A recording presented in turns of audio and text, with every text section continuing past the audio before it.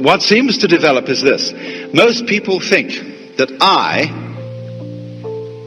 is a center of sensitivity somewhere inside their skin.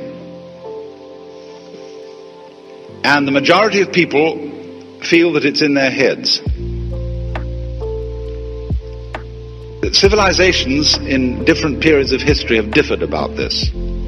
Some people feel that they exist in the solar plexus. Other people feel that they exist about here. But in American culture today, or in the Western culture in general, most people feel that they exist in here. And there is, as it were, a little man sitting inside the center of the skull. And he has a television screen in front of him, which gives him all messages from the eyeballs. He has earphones on, and that gives him all messages from the ears. And he has in front of him a control panel with various dials and buttons and things which enable him to influence the arms and legs and to get all sorts of information from the nerve ends. And that's you. So we say in popular speech, I have a body. Not I am a body, but I have one, because I am the owner of the body in the same way as I own an automobile. And I can take the automobile to the mechanic, and occasionally in the same way I have to take my body to the mechanic, the surgeon, the dentist, the doctor, and have it repaired. But it belongs to me, it goes along with me, I'm in it. A child, for example, can ask mother, Mom, who would I have been if my father had been someone else? That seems a perfectly simple and logical question for a child to ask, because of the presumption that your parents gave you your body and you were popped into it, maybe at the moment of conception or maybe at the moment of birth, from a repository of souls in heaven, and your parents simply provided the physical vehicle.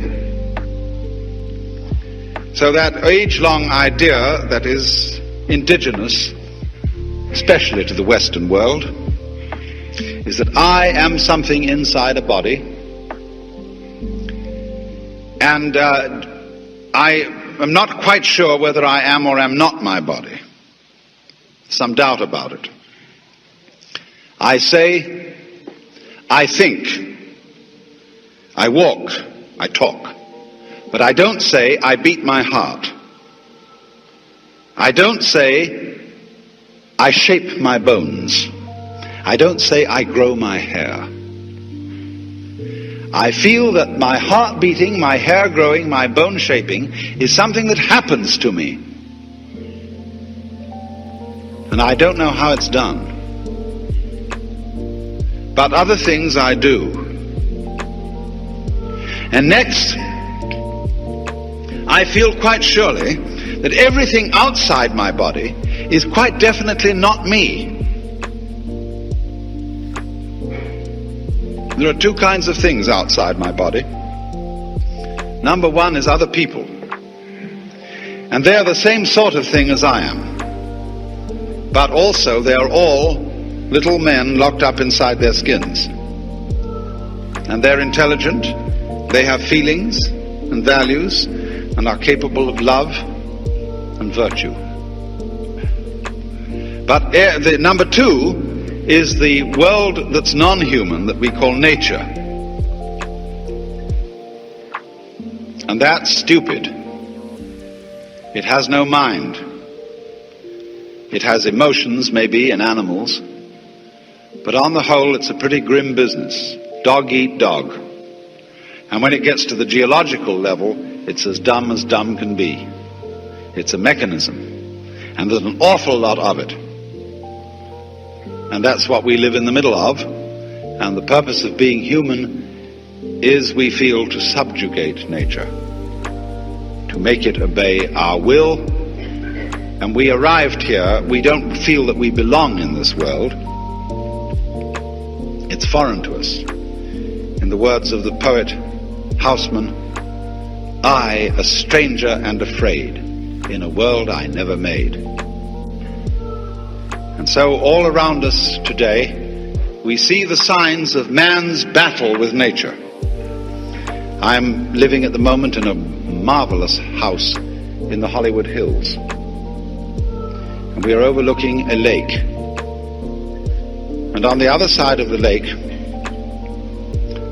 the whole hill has suddenly been interrupted with a ghastly gash where they have made level lots for building tract homes of the kind you would build on a flat plain. This is called the conquest of nature. These houses will eventually fall down the hill because they are causing soil erosion and they're being maximally stupid. The proper way to build a house on a hillside is to do it in such a way as to effect the minimum interference with the nature of the hill. After all, the whole point of living in the hills is to live in the hills. There's no point in converting the hills into something flat and then going and living there. You can do that already on the ground. So the more people live in the hills, the more they spoil the hills, and they're just the same as people living on the flat ground. I mean, how stupid can you get? Well, anyway, that this is one of the symptoms of our phony sense of identity, of our phony feeling that we are something lonely, locked up in a bag of skin, confronted with a world, an external, alien, foreign world that is not me. Now, according to certain of these great ancient philosophies like Buddhism,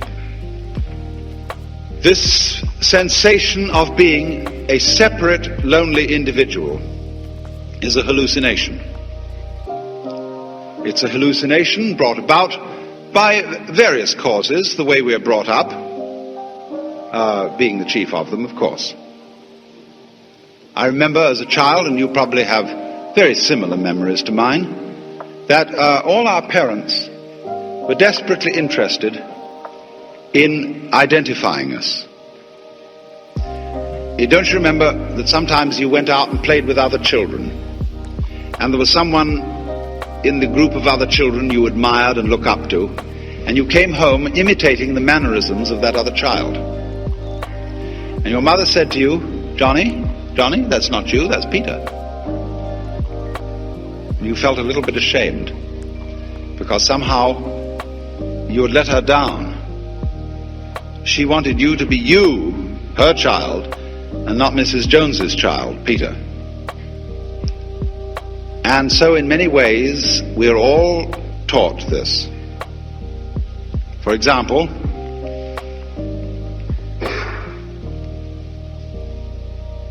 the main thing that we're all taught in childhood is that you must do that which will only be appreciated if you do it voluntarily.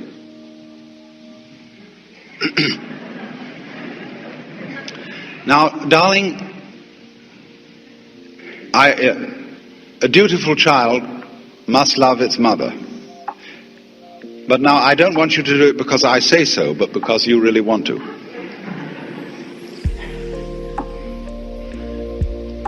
Or you must be free. See, this comes into politics. Everybody must vote. You see, imagine you're members of a democracy, and you must be members of a democracy. See, you're ordered to. Crazy. Also, thou shalt love the Lord thy God. Is that a commandment or a joke?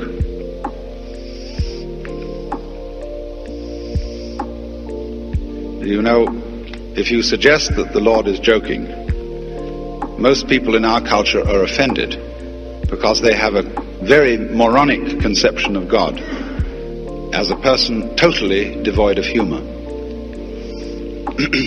But the Lord is highly capable of joking, because joking is one of the most constructive things you can do.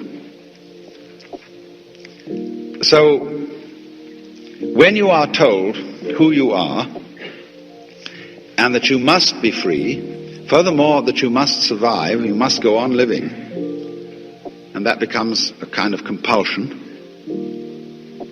you get mixed up. It's very simple. Of course you get mixed up. If you think you must do something, which will only be the thing required of you if you do it freely.